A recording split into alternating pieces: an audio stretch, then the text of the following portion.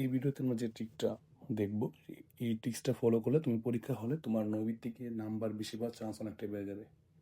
ঠিক আছে, আমরা অনেক সময় এই পরীক্ষা দেওয়ার সময় যে নৈবিত্তিক পরীক্ষা দিয়ে আমরা এক সিরিয়াল থেকে দাগায় যাই, কোনো প্ল্যান রাখি না, তখন দেখা যায় যে আমাদের অনেক সময় অনেক ভুল হয়। দেখো আমরা কী করবো, প্রথমে আমরা একটা কোশ্চেনটাকে হাতে নিব, কোশ্চেনটা হাতে নিয়ে একটা পেন্সিল নেবো, এরপরে আমি প্রশ্ন পড়া শুরু করবো।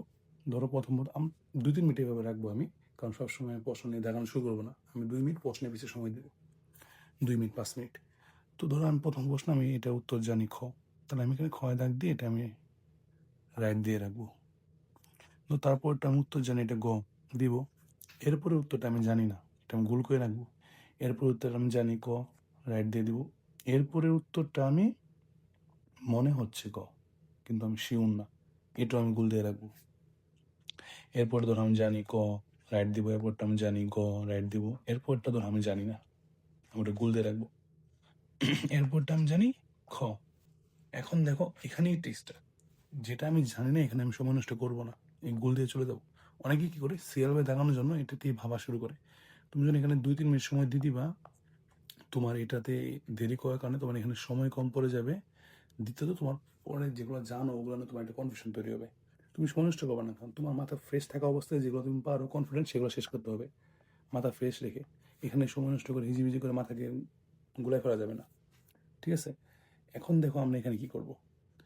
যেটা আমি এরকম বল দিয়ে দেখছিলাম যে একটা দাগ দিয়ে রাখছি এখানে, মানে আমি মোটামুটি শিওর গ, কিন্তু পুরোপুরি শিওর না, সেটা আমি আরেকটু ভাববো, আরেকটু প্রশ্নটাকে অ্যানালাইসিস করবো, অপশনগুলো একটু দেখবো, দেখে আমি কনফার্ম হলে গ গ দাগায় দিব, যেগুলো আমি কনফিউশন ছিলাম। এখন যেগুলো আমি একদমই জানি না সেগুলোতে আসবো।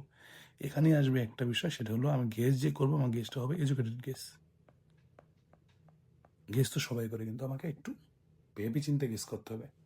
আমি কি করব, আমি উল্টা ফর্মুলায় যাবো। আমি কি করব, কোনগুলো উত্তর না মানে মাইনাস করবো সেগুলো।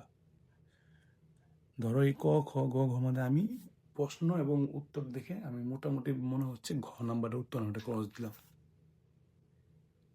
তারপরে দেখলাম যে কটা উত্তর হওয়ার সম্ভাবনা নাই, সেটা আমি ক্রস দেবো। এরপরে খ আর গ এখান থেকে আমি যেতে চাই না, আমি গেস করবো। এতে কি হলো, আমি যখন 4টা থেকে গেস করতেছিলাম তখন আমার চান্স ছিল 25%। যখনই আমি 2টা থেকে গেস করবো তখন চান্স হয়ে গেলো 50%। তো আমার সেটা হওয়ার চান্সটা বেড়ে গেল। আর যেহেতু আমার যেগুলো আমি পারি সেগুলো অলরেডি দেখাই ফেলছি, তাহলে আমার কি এখন টেনশন নাই, আমি এখন এখানে একটু সময় দিতে পারবো। আমি শুরুতে এখানে সময় দিয়ে আমি বুঝবো না কতটুকু সময় দেওয়া লাগবে আমার। তো আমি আবার এই প্রশ্নে আসবো, সেম কাজটাই করবো, যে আমি ধরলাম খ, শিওর ক্রস দেবো। তারপর ধরো আমি একটাই শিওর করতে পারছি, যে আমি একটাই শিওর না, বাকি আমি কনফার্ম হতে পারছি, তাও তো আমার চান্স থাকবে 33% উত্তরটা হওয়ার। ঠিক আছে, তো এইভাবে পরীক্ষা হলে তুমি যদি নৈবিত্তিক দাগাও, তাহলে তোমার কি হবে, নাম্বার ভালো পাওয়ার চান্স থাকবে, বেড়ে যাবে অনেকটাই। ঠিক আছে, এই ট্রিক্সগুলো ফলো করে তুমি পরীক্ষা হলে নৈবিত্তিক অনেক সময় কি করতে পারবে, যেগুলো তুমি হয়তো পারতে না, অনেক সময় ওই নাম্বারগুলো পেয়ে যাবে, তোমার নাম্বারটা আগে যাবে, তুমি একটা ভালো মার্ক পাওয়ার চান্স থাকবে। তুমি হয়তো 2-3টা পারতে না, সেই 2-3 থেকে 1-2টা হয়ে গেলো তোমার। ঠিক আছে, তো তুমি অবশ্যই আমার কমেন্টে জানাবে যে এই ট্রিক্সটা তোমার কতটুকু কাজে দিল।